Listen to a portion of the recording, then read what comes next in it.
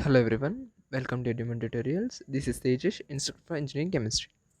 In the previous sessions, we had discussed the sources of water, the major impurities that are present in the water, and the types of hardness of water. In this session, let us discuss some of the disadvantages of hard water, the experimental procedure to determine the hardness in water, and some of mainly two of the boiler troubles.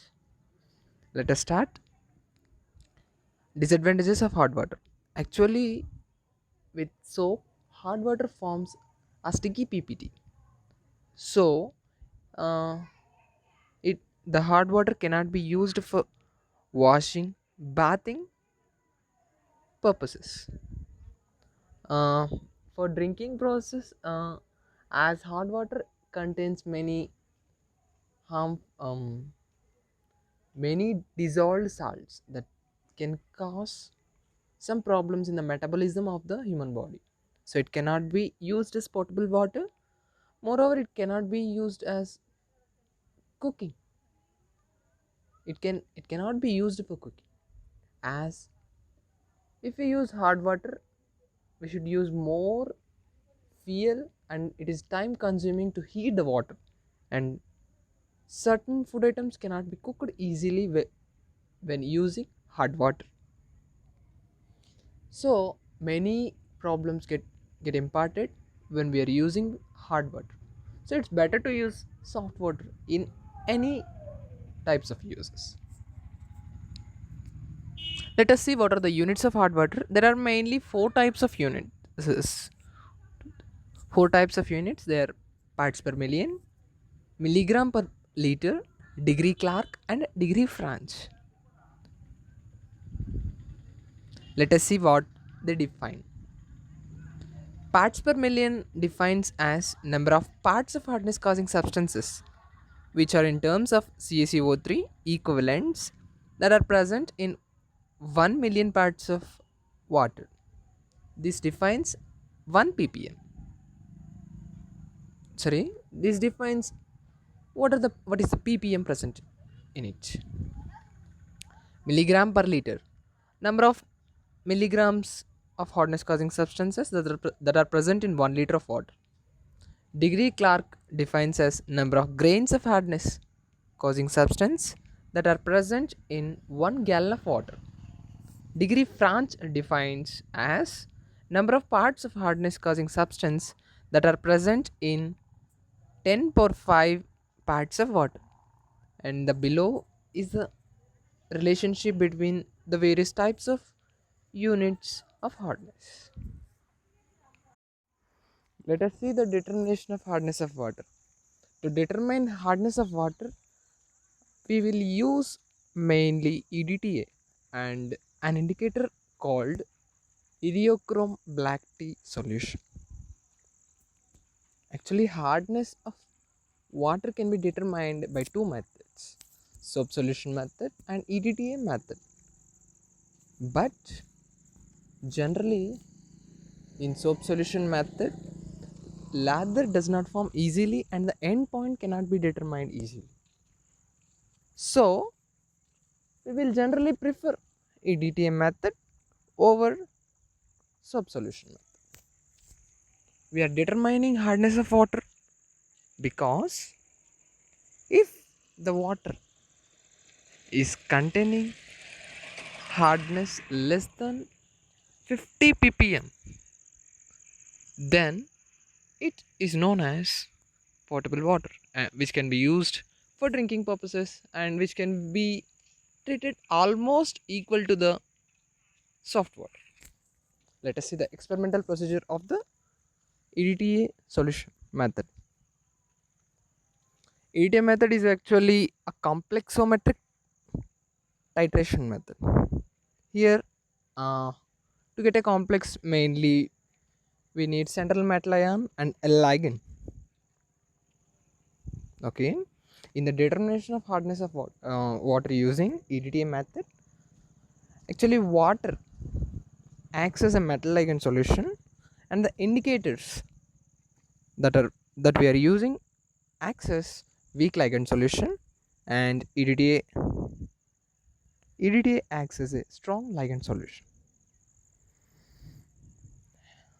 Generally, EDTA, the compound EDTA is non-ionic and less soluble in water. So, disodium salt of EDTA is used in laboratory, which is ionic and more soluble in water, and can be used as ligand solution for determination of hardness. The experimental procedure: we need sample of hot water, solution of disodium salt of EDTA, and indicator solution along with some buffer solution to maintain pH. Endpoint: actually indicator turns into wine red color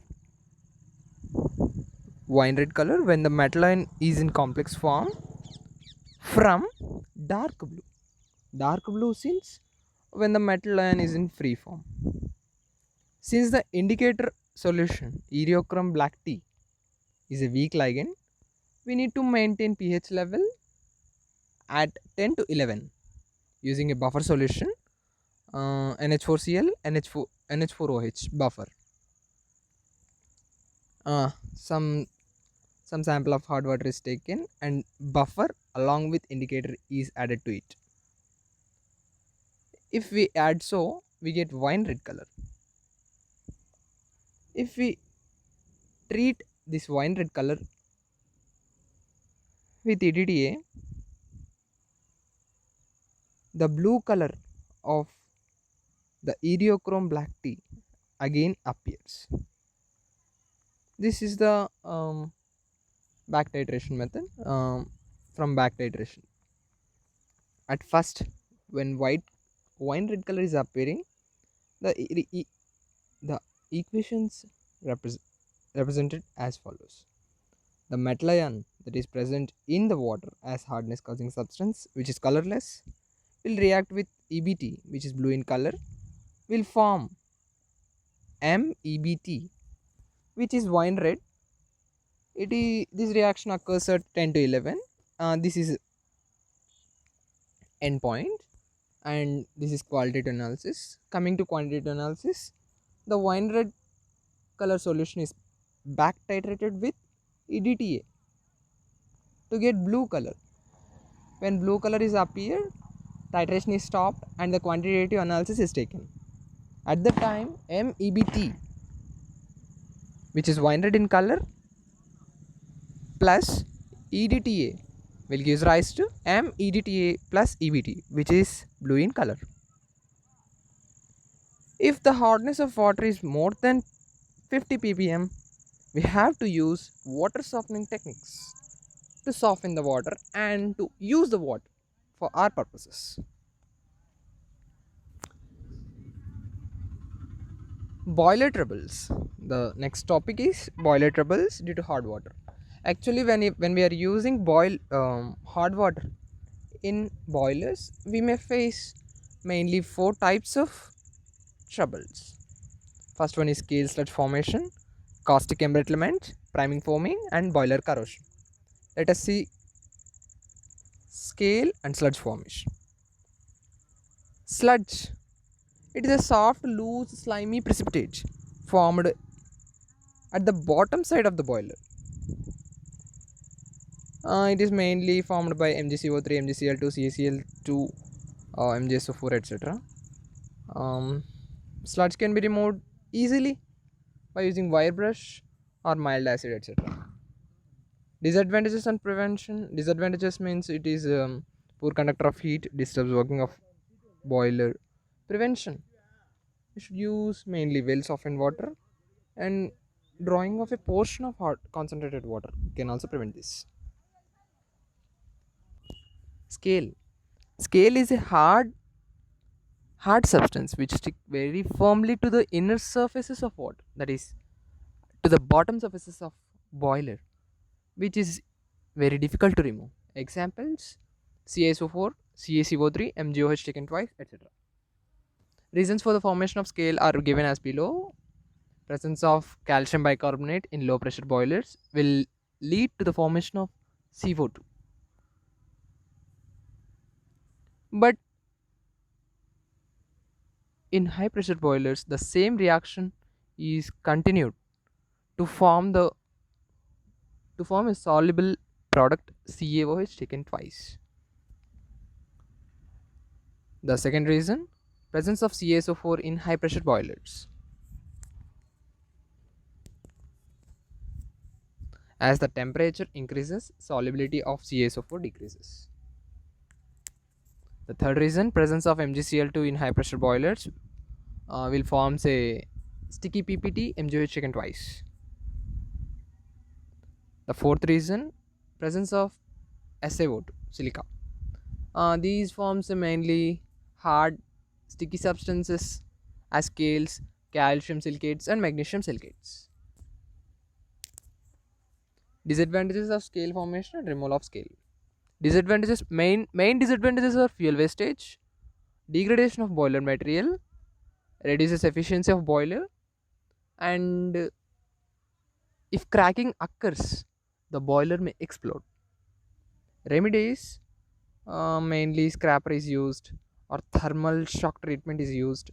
Some chemicals along with EDTA may also be used here to remove scale. There are mainly two ways of prevention of scale formation. First one is internal conditioning or internal treatment. Second one, external conditioning or external treatment. Internal treatment, it involves addition of chemicals directly to the water in the boilers. External treatment is reduction or removal of impurities from water outside the boilers. These are the types of internal conditioning of water: phosphate conditioning, carbonate conditioning, galgan conditioning, colloidal conditioning, sodium metaluminate addition, electrical conditioning, radioactive conditioning, complexometric method using EDTA. Phosphate conditioning, mainly for a compound sodium phosphate is used here to remove scales. Mainly here CaCl2 or MgCl2 is formed as calcium phosphate or magnesium phosphate, which is sludge. Here scale converts to sludge.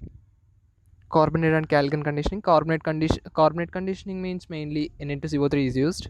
Calgonate conditioning means a compound calgon is used here.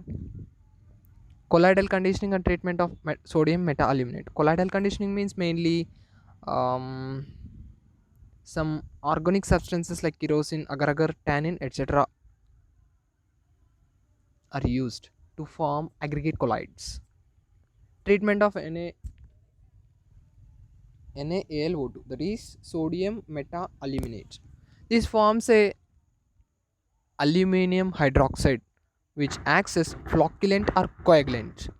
This coagulates fine PPTs and converts to colloids. Cos-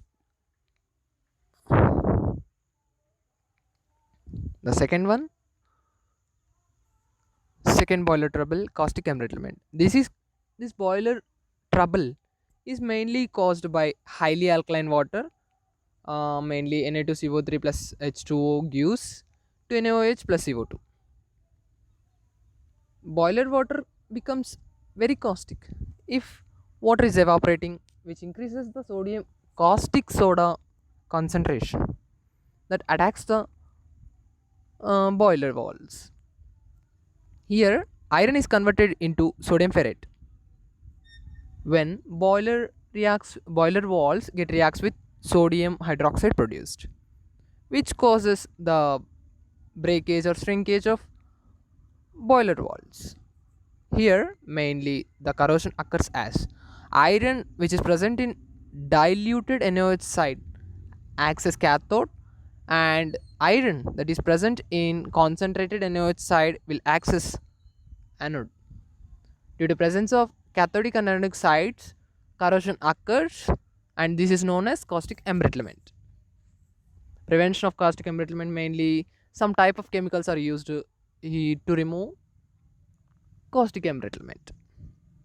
Sodium phosphate, sodium carbonate, lignin, and by keeping Na2SO4 and NaOH concentration as the follows. Next one, boiler corrosion. Boiler corrosion, it is mainly degradation or decomposition of boiler metals, that is iron as boiler wall, due to chemical or electrochemical attack of dissolved gases or dissolved salts that are present in the boiler water, boiler fed water.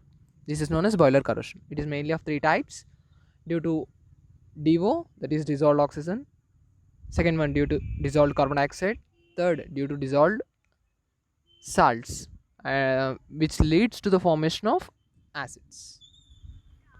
Corrosion due to DO mainly, um, it involves rust formation mainly. The reaction is as follows. Mainly first, ferric hydroxide is formed, which is converted as rust, that is ferric oxide, hydrated ferric oxide. Removal mainly contains addition of some chemicals that will remove the dissolved oxygen. Second one due to dissolved carbon dioxide. Mainly dissolved carbon dioxide leads to the formation of carbonic acid, which is a weak acid and which leads to the slow corrosion of boiler walls. Corrosion due to dissolved salts. Some salts and hydrolysis will give some salts that are present in the boiler fed water on hydrolysis or on treatment with slight acidic medium forms some of the substances that may interact with the boiler material.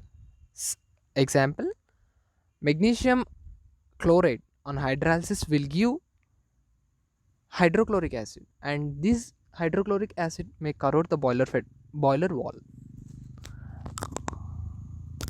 Prevention, mainly it is mainly due to acids, so it is better to maintain neutrality. Next, since we are maintaining neutrality, we should maintain pH level from 8 to 9.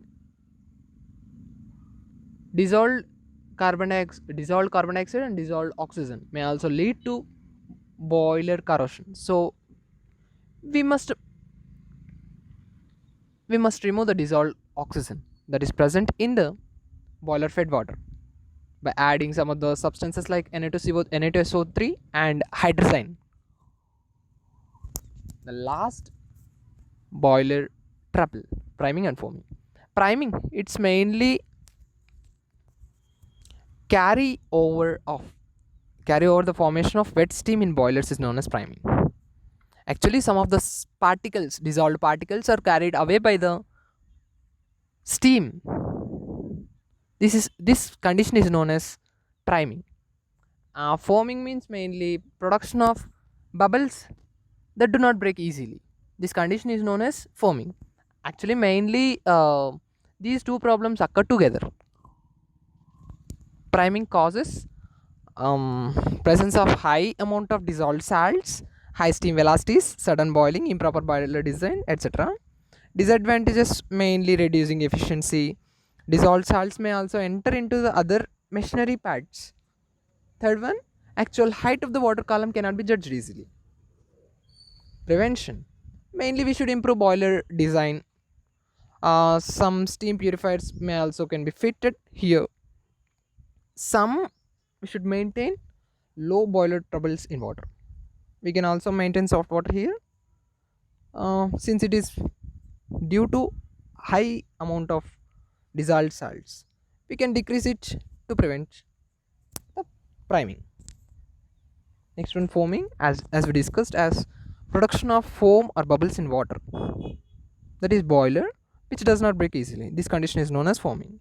Causes, mainly it is due to presence of oily substances, low level of water in boiler, presence of dissolved salts, sudden increase in steam production rate. Disadvantages, mainly actual height of the column cannot be judged. Dissolved salts, that is priming condition, may damage turbine blades. Here boiler pressure cannot be maintained. Prevention, addition of mainly anti-foaming substances like castor oil, gallic acid, tannic acid, etc. Removing oil from boiler water by adding certain compounds like sodium metaaluminate also prevents the condition of foaming. Thank you. This is the lecture for now.